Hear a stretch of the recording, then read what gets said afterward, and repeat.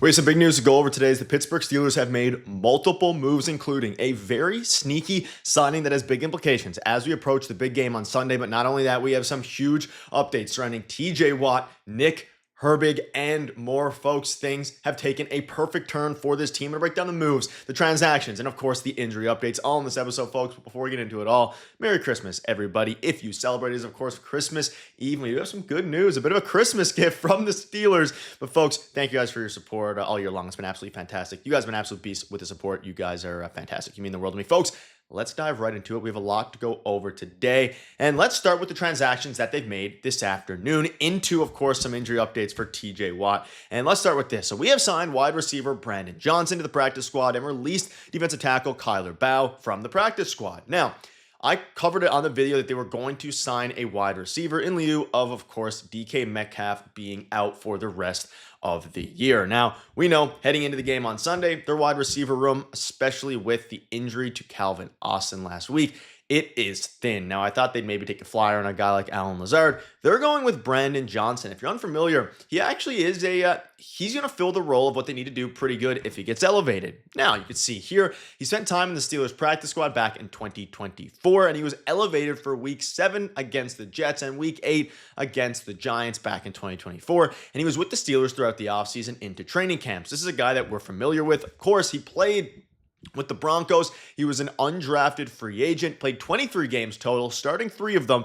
26 receptions for 335 yards, and of course played college ball at the University of Central Florida. But the reason this is interesting is because you look at his stats. Now, last year for the Steelers didn't do a whole lot, but in 2023, he put up almost 300 yards, good for 15 yards a reception. And again, if you've been following the channel for a while, I say this with every one of these signings, practice squad moves on the surface don't look like a huge deal, right? But every one of these signings matter. We think back to when Dylan Cook was elevated. No one thought anything of it, and he turned out to be what seems to be now maybe even a part of their O-line for the future and going forward.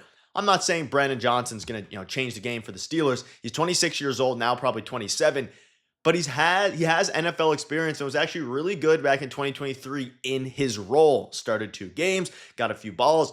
And for a team now that has a variety of wide receivers available, but also a variety of wide receivers down, specifically, of course, DK, you can never go wrong with this. And we'll see if he gets elevated. I suspect Roman Wilson will probably get the nod before him. But at the same time, I like to see signings like this. These are no risk, I guess, high-ish reward moves. And there's also a chance that, again, depending on what happens Saturday, that the game on Sunday doesn't matter. So shout out to the Steelers for this one. A very interesting one, almost 300 yards back in 2023. That was a couple years ago. He has familiarity with the coaching staff. And you look at the wide receiver room, DK Metcalf done for the year. Calvin Austin, he is questionable. It's going to they're going to feature an offense mainly with Adam Thielen, Marquez Valdes-Scantling, and Scotty Miller. I'm sure we'll get some Roman Wilson action in there, which I'll cover in a video probably tomorrow and the next day. Of course, it's Christmas tomorrow. But also, we know they use, and Aaron Rodgers loves to use, along with Arthur Smith, their tight ends. I suspect a huge game from those 3, Darnell, Pat Freiermuth, and Jonnu Smith. And again, a lot of this changes if the Ravens lose on Saturday. If that happens,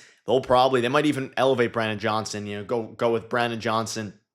And then, of course, maybe even, Scotty Miller and, MVS or someone like that, or, whoever ends up being, just because of the fact that at this point in time, this game matters.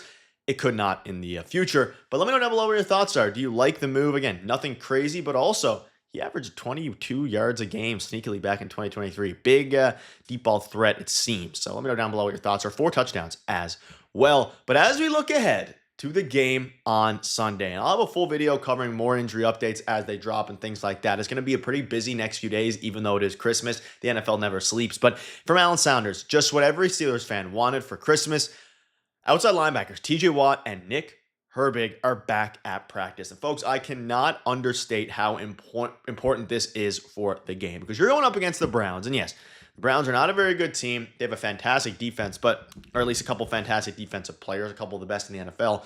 Headline by Myles Garrett. You need TJ Watt and Nick Herbig back, right? Because at this point in time, Herbig is very, very crucial to this, defense. But TJ Watt, someone who there's been rumblings about him missing the whole year. Of course, not the whole year. There's only a couple games left. There's been rumblings about him being back for Sunday. Again, if I sound like a broken record. A lot of that depends on what happens Saturday, but they're practicing as if it is a must-win game Sunday because you have to do that. Now I'm going to make videos as if it's a must-win game Sunday until it isn't, right? Having TJ Watt back is massive, especially against a Browns team that has pretty poor quarterback play, pretty poor O-line play. I'm excited for it. And he's going through some drills. He's not, fully 100% yet, at least at the time of recording. Well, I'm sure hear an update from Mike Tomlin later today into tomorrow, specifically about how, at this juncture, we're going to have to, wait to hear from Tomlin. But again, there's some rumblings going on about, again, the Ravens not having Lamar Jackson. It's all good news here. Everything's lining up perfectly for the Steelers. So it's going to be exciting. And obviously you also look here, James Pierre is back in the field after suffering a calf injury.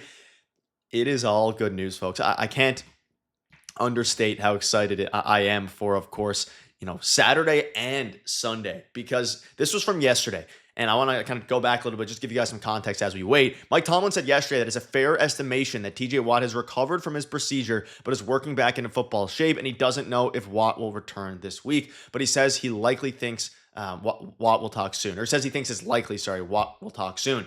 He did. He ultimately did decide to practice today. And then, of course, again, if the Ravens lose to the Packers, Tomlin's going to have alternate plans available, because you're not going to, push TJ Watt. You're not going to push Nick Herbig or anyone else, even Aaron Rodgers probably, if the game doesn't matter. Maybe they play the first quarter, treat it like a preseason game, anything like that. But at the end of the day here, it is going to be quite the busy next few days. And of course, it's Christmas Eve and they're practicing. It's obviously the way that the NFL season is. But things are getting exciting. Now, this is kind of the full injury report that we have. Again, Pierre is questionable. I would presume he's probably being upgraded to maybe probable, because he's now back on the field. And also, forgot to mention this, Brandon Echols is still questionable, but Isaac Seumalo, I don't know if I have the screenshot, but Isaac Seumalo is also back at practice. So you now have a ton of your key players slowly getting healthy at the right time. And even if the game Sunday doesn't matter, having everyone healthy for the playoffs, you have to get there first, but having everyone healthy for the playoffs is the number one priority for this Steelers team. It absolutely has to be, because you need, again, their opponent, as long as it's not, no matter who it is, I have faith in this Steelers team, which sounds crazy to say. They haven't won a playoff game in years, but this team feels slightly different. I'm taking the optimistic approach here. Go ahead, get fully healthy. Having Isaac Seumalo back is huge for the O-line. Let Dylan Cook continue to cook, no pun intended, because Andrews Pete is available, but Dylan Cook has been unbelievable. And this team has slowly developed a crucial O-line for years to come, like a sneaky underrated O-line. They have some really good tight ends, highlighted by Darnell Washington. Adam Thielen is last year. He's obviously coming for blood, coming off of his best performance of the season, best performance in of this year.